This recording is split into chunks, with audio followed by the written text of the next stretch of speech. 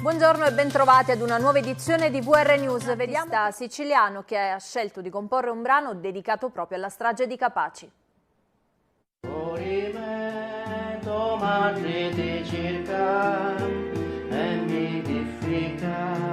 Non fi poco fili, sti campi fili li fanno caduti e ti maggiucca è come l'Africa.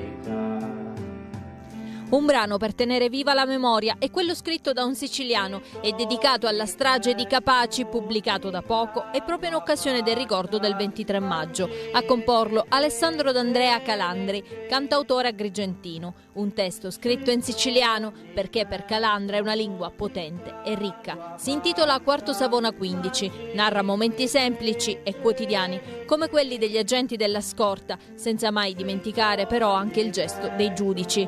Quotidianità interrotta bruscamente quel 23 maggio, così come in tutte le altre uccisioni.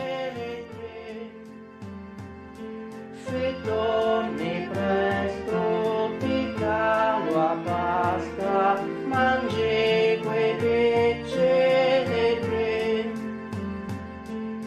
Proprio i protagonisti sono i ragazzi della scorta.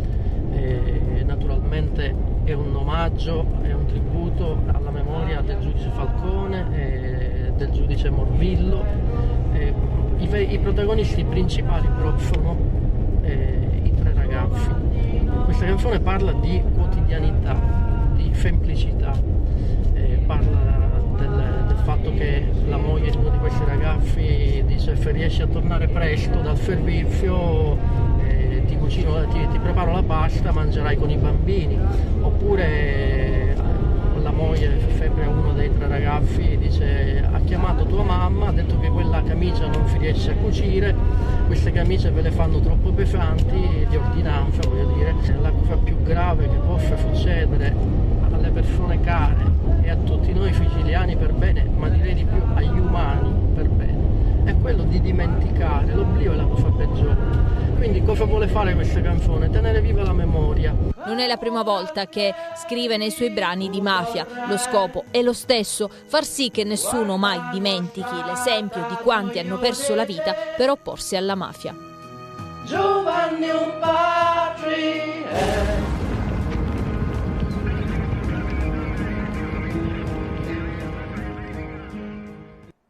Il sindaco di Palermo, Roberto Lagalla, ha chiesto all'ARS di lavorare per poter creare